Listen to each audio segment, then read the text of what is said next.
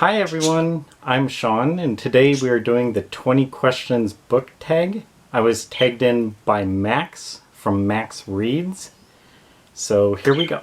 First off, if you hear some extra chirping, that is because Snowflake got a couple of new friends. This is Storm, and this is Drizzle.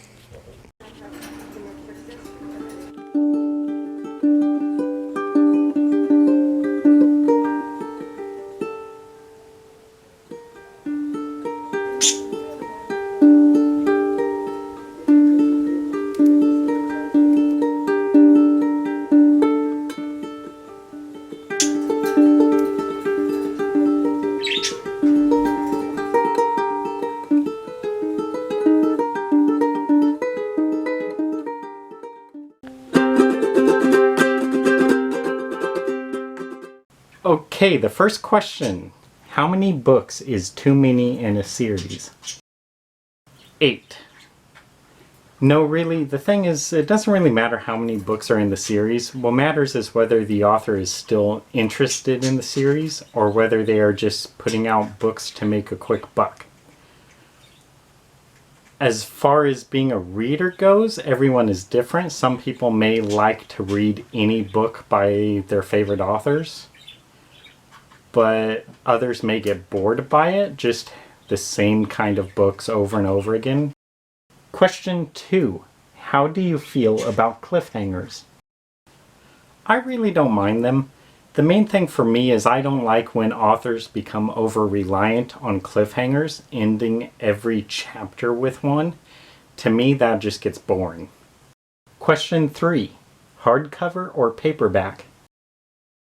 They both have their own advantages and disadvantages. Hardbacks are durable, they're good for collecting. Paperbacks are cheaper, but they're good for just reading. So you want to borrow a book? I'd prefer paperback. You want to own a book? I'd kind of prefer hardback. Question 4. Favorite book? This one is easy.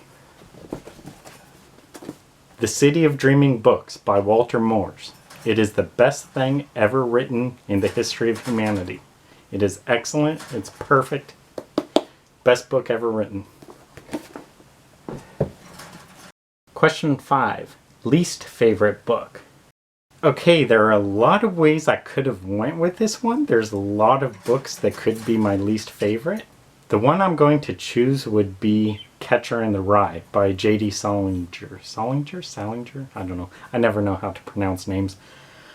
I know Catcher in the Rye has a bit of a cult following. People either love it or hate it. Personally, after reading it only about halfway through, I hated that book. I thought it was so dumb and just lacked any kind of talent that I could write that book in a day or two without even thinking. That's just the quality of book it was. It was just so simple to write and so stupid. And yeah, I just hated Catcher in the Rye. Terrible book. Question 6. Love triangles, yes or no? I don't read all that many romances or also fantasy where I think you see that trope involved more. So I don't really encounter too many books with love triangles, but I would say it doesn't really matter. I would say they are probably not often done well, but there's nothing wrong with the love triangles. Question 7. The most recent book you just couldn't finish? That would be The Pirates by George MacDonald Fraser. I will be reviewing this one in an upcoming video, so I won't go into it, but this book I gave up on after 50 pages or so, so I did not like it. Okay, I'm going to double up the next questions because my answer is the same for both. Question 8. A book you're currently reading. And question 9. Last book you recommended to someone. That would be Gone with the Wind by Margaret Mitchell. I don't want to get into it too much because I still am going to post a review. I'm about a third of the way into it, but this is a great book so far. Question 10. Oldest book you've read? I don't know for sure. I imagine it would probably be the Iliad or the Odyssey, attributed to Homer. Or if not that, it'd be maybe the plays by Aristophanes. I don't know how to say his name. So probably some Greek stories like that are probably the oldest things that I've read. Question 11. Newest book you've read? I had to do some searching for this one because I don't read all that many new releases.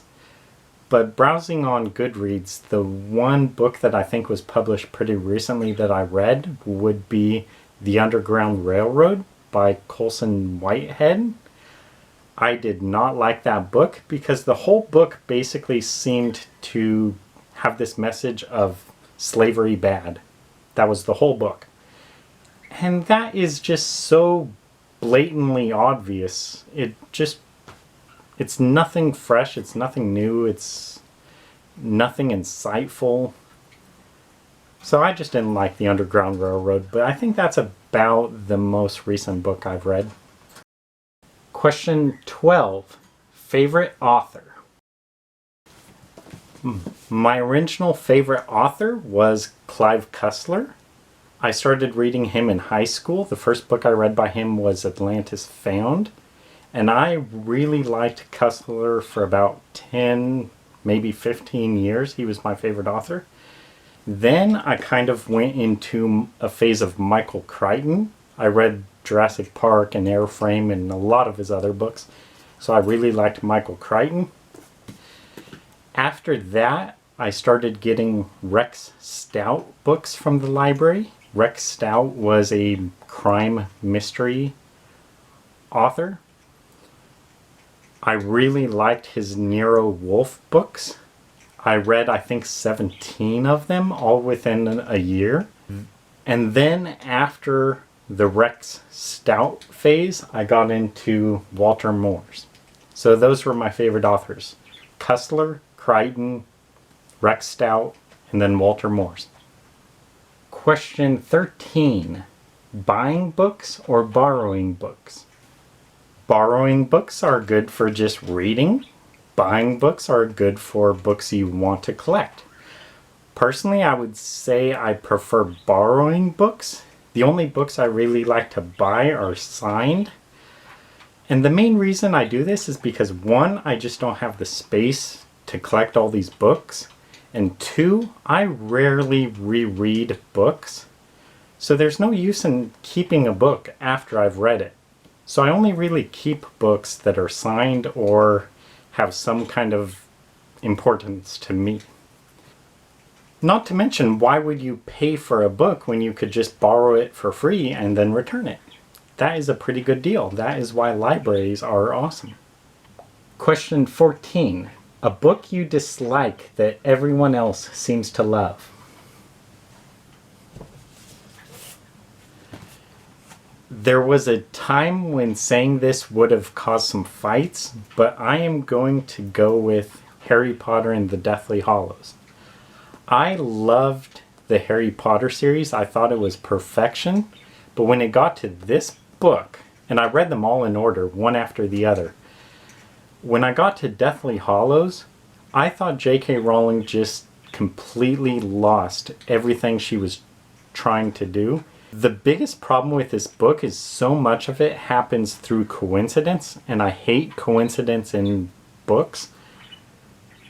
And what this one does is basically, time and again, the characters come across someone who just happens to say, oh, there's this thing over here. Basically saying, oh, Harry, the plot is this way. You need to go this way.